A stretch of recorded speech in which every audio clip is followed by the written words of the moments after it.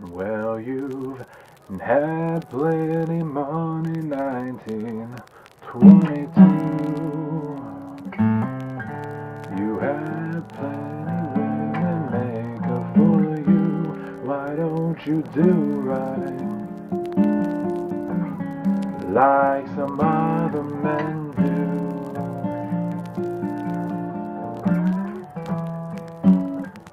And I said, get out of here, make some money too. So you're the Disney company, right? And you got the animation world in the palm of your hands like a peanut butter and banana sandwich. But in the 1960s, it looks like that jelly is seeping through your fingers. You got Roy, and more importantly, old Papa Walt over here, go out in a 1-2 punch. Bam, bam. 6 feet under, pushing up daisies. The guys pulling the strings now got their strings cut. In 1975 and 79, you got this newfangled thing called a blockbuster. And old Disney? They be making flopbusters. So enter this new guy, Ron Miller. He wants to make more darker tunes. Darker than my apartment after I don't pay the electric bill. Disney goes to Ronnie and says, Ronnie baby, here's your own production company, stop mucking up the House of Mouse. Enter Touchstone. And Ronnie, he finds this here book called Who Censored Roger Rabbit. A book so stereotypically noir that I'm going to stop talking like this. Yeah, I'm done.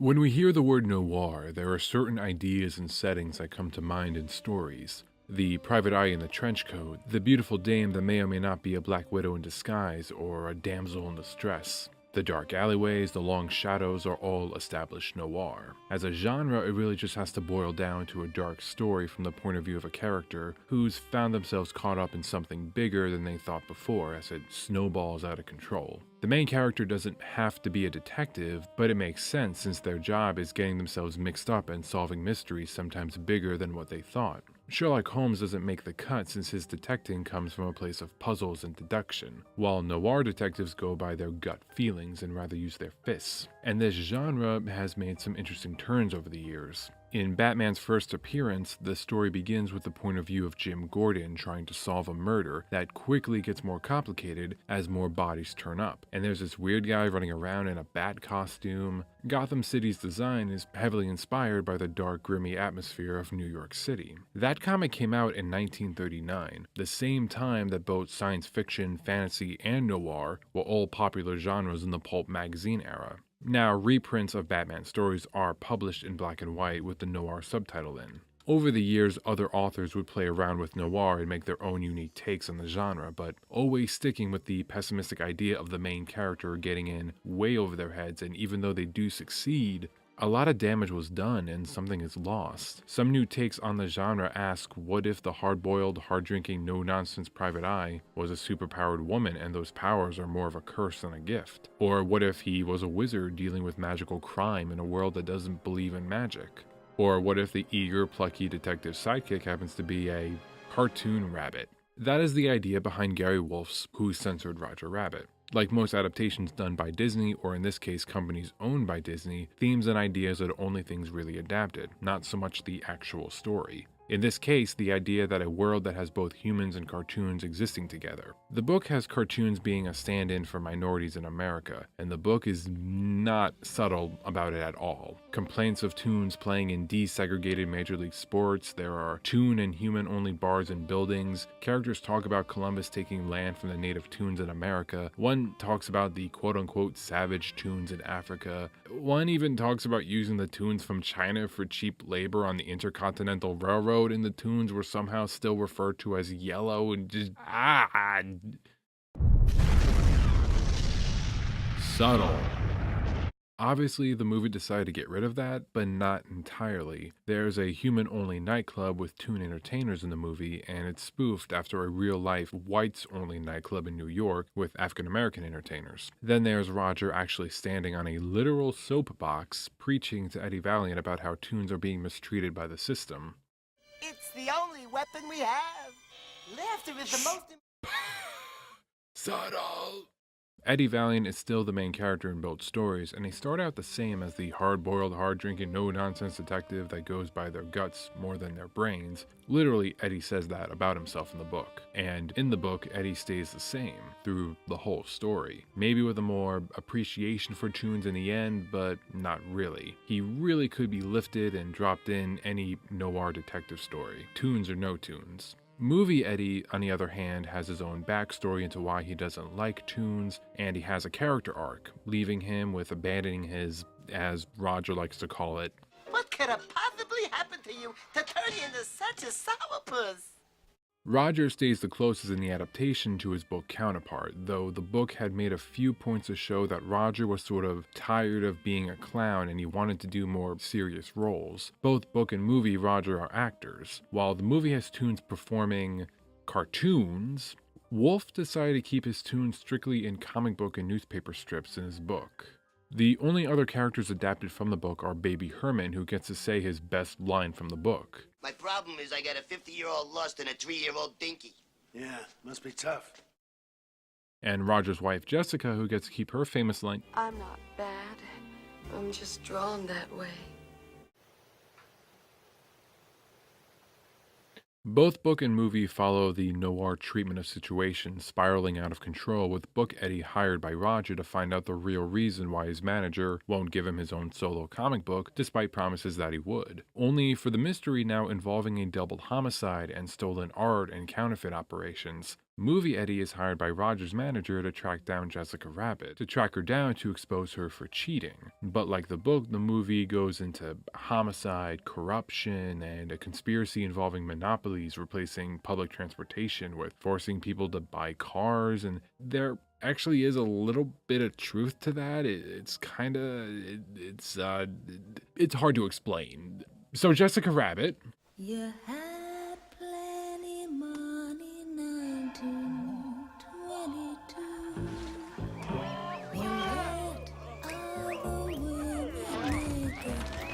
She love you. Why don't you do right? Like some other men do. Come to Butthead. Only you can prevent forest fires. Smith! Hello, are you okay in there? You're 25. Act like it. Oh, La Femme Fictionale. I didn't notice you there. How long have you've been sitting there for? Long enough to see you make a fool of yourself. So not very long. Good. Do you mind taking over a bit while I take a cold shower? Gladly. Thanks. What a maroon. Right, so let's break this down, shall we? La Femme Fatale, literally, the fatal woman. While most characters of this ilk do share personality traits, the aesthetic is much more present in our pop culture landscape. These are things like low, husky voices, bright red lips, dark, half-closed eyelids, a lot of skin shown in a dress that hugs the body's curves. All of these are things that media has taught us to perceive as simultaneously dangerous and alluring, one extreme in a sexual spectrum that ranges from purity to deviancy. And this is especially applicable to La Femme Fatale, because a big part of this archetype's character is the balance between villain and victim. Perfectly embodied by Jessica Rabbit's most famous line, I'm not bad. I'm just drawn that way. Book Jessica is a case of a victim becoming a villain, a la Medea from Greek mythology. According to her, she was drugged and forced into toon pornography when she was just starting out in her career. And with the conclusion that nobody was going to believe her, she decided to lean into the femme fatale image she'd been given and try to make her life as comfortable as possible given the circumstances. Seriously, if you think about what we're hearing about men in the entertainment industry now, just remember that it used to be even worse. Like, way worse. Hard to believe, I know. This leads to her being perceived by everybody, including our point of view character Valiant, as a heartless, gold-digging, slutty McSlutterson who's only out for herself, And that's also because the noir era that this book is set in has a layer of misogynistic coding, and the characters are all fairly simplistic archetypes. Jessica cannot be anything more than the basic femme fatale. Sexy, yes, but also duplicitous and self-serving. And if she is a victim, Woolf's text is too unsympathetic to actually come across that way, unless one is deliberately looking to reframe the text in the context of feminist critical theory. Movie Jessica, on the other hand, refutes the assumed character traits that come with her physique, and here we see the duality of villain and victim a lot more clearly. If anything, her more sexualized actions are almost involuntary. Toons are implied to do certain things simply because they are drawn that way. She can't help being sexy any more than Roger can help being funny. Hold still, will ya? Does this help? Yeah, thanks. Do you mean to tell me that you could have taken your hand out of that cuff at any time? No, not at any time. Only when it was funny. When she's performing, she is every inch the sultry vixen. But as soon as that stops, she becomes a pure and devoted wife, and her relationship with Roger is defined not by any physical attraction, but by the fact that he makes her laugh. She may very well be getting tail, but that is not the foundation of the marriage. And the film's not afraid to punish the men who perv on her or violate her autonomy. Gotcha.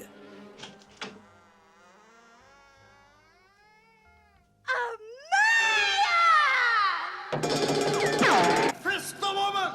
I'll handle this one. Not only are these scenes funny, but they let Jessica be a femme fatale without blaming her for the danger. This is truer for the Weasel than for Valiant, but still. Unfortunately, a lot of her character depth will get lost in the shuffle because, well... I'm not bad. I'm just drawn that way. The DVD extras further reinforce this by having her cameo in the Roger and Baby Herman cartoons that are included. She shows up in each of them to be passively sexy, say a one-liner or two, and then disappears. Not to mention that infamous crotch shot scene. This is a failing that derives from the nature of film. Jessica's visual design undercuts most of her character moments, making her impact much more about aesthetic and the appeal therein, and rendering many who are at a developmental stage for certain interests incapable of properly discussing that. Oh my god. How long are you going to be in there? Are you almost done? Why? I thought you were doing a good job. But, yeah, I think I'll, take over from here. You sure? Absolutely. Absolutely!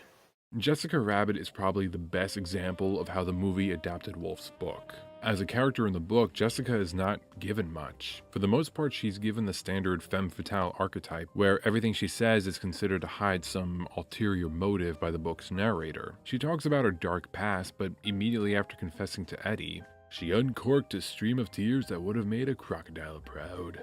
Jessica Rabbit isn't given much love in Gary Wolfe's writing. We suspect that she's a terrible person, and the narrative supports that notion, unless you take Eddie as an unreliable narrator and you take her word as the truth. The movie, on the other hand, plays with our notions. We see this whole process come through with her, where we first see her as literal glitz and glamour met with immediate suspicion. She's married to Roger Rabbit. We think she's involved somehow with the murder, only to find out that she's wrapped up like everyone else is. Our suspicions are gone as we now see Jessica as more as a, well-rounded character. So you think the movie did a better job than the book? Well, not just me, so does the author. Gary Wolfe wrote this really neat idea, but fitted it into a standard noir story with a cool setup, but a really weak twist. The movie didn't want to do that. I don't think it even really wanted to make a mystery, because, come on, who could possibly be the villain? Could it be the guy that just murdered a show? Instead, all the noir looks are there and all the characters start out as what you expect from a noir story, but it goes beyond that. It plays and flips around with the genre, and Gary Wolfe ended up embracing the other version of his work. You open up a new copy of the book, you see a movie version of Roger thanking you for reading the book, and Wolfe ended up writing 2 sequels where the events of the first book was simply a dream Jessica had. Even at conventions, he's wearing a Roger Rabbit button-up shirt. Like, where did he even find that? The book isn't bad, but the movie took Wolfe's ideas and expanded on it.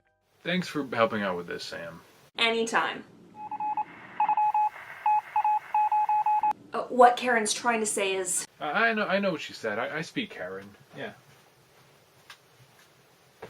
There you go. All this work for $1? $1. Karen Philippe. Ain't I a stinker? Karen? Karen? Karen? Karen, wait. Karen, I was joking. I'll pay her back, I swear. Karen, I'm sorry. What is that?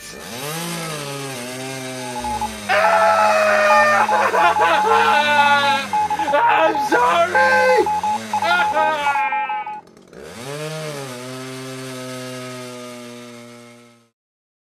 I'd like to thank La Femme Fictionale, Sam Marchiony, for coming to help me with this video. It's been a pleasure working with her. Check out her channel, link below, for more talks about film and pop culture from a feminist point of view.